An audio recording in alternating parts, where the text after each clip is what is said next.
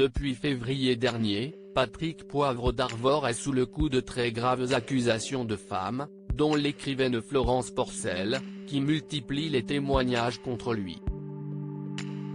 Alors qu'une première enquête s'est finalement soldée par un classement sans suite, la machine judiciaire a été relancée en novembre 2021 par le biais de plaintes de nouvelles femmes, lesquelles ont apporté des détails précis, crus et sordides.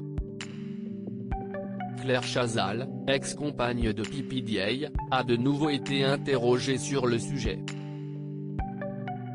Invitée jeudi 16 décembre dans l'émission L'Instant M de France Inter, pour évoquer le prochain numéro du Grand Échiquier, Claire Chazal n'a évidemment pas échappé à des questions sur les accusations portées contre Patrick Poivre d'Arvor.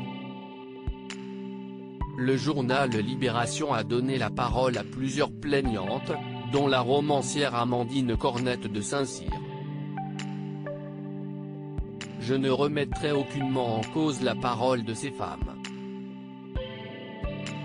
Je n'ai aucun moyen de le faire et si elles estiment devoir parler aujourd'hui, et pouvoir le faire ce qui n'était pas forcément le cas avant, si est peut-être un progrès. Et en tout cas toute parole est recevable.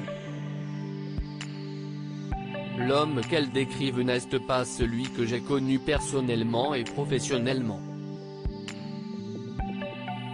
Celui que j'ai connu aimait sans doute séduire et convaincre, a-t-elle réagi. Ce n'est pas la première fois que Claire Chazal, qui a eu un fils, François, avec PPDA, met en avant le côté séducteur de l'ancien journaliste de TF1. Et, si elle avait confié avoir vécu douloureusement les premières accusations portées contre lui, aujourd'hui elle apporte un son de cloche qui sonne comme un soutien au père de son fils.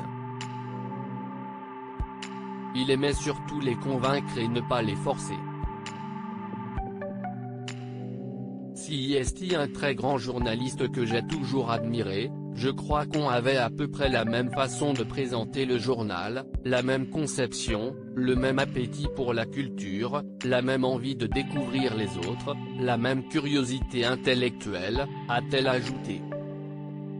Patrick Poivre d'Arvor reste présumé innocent des faits reprochés jusqu'au jugement définitif de cette affaire.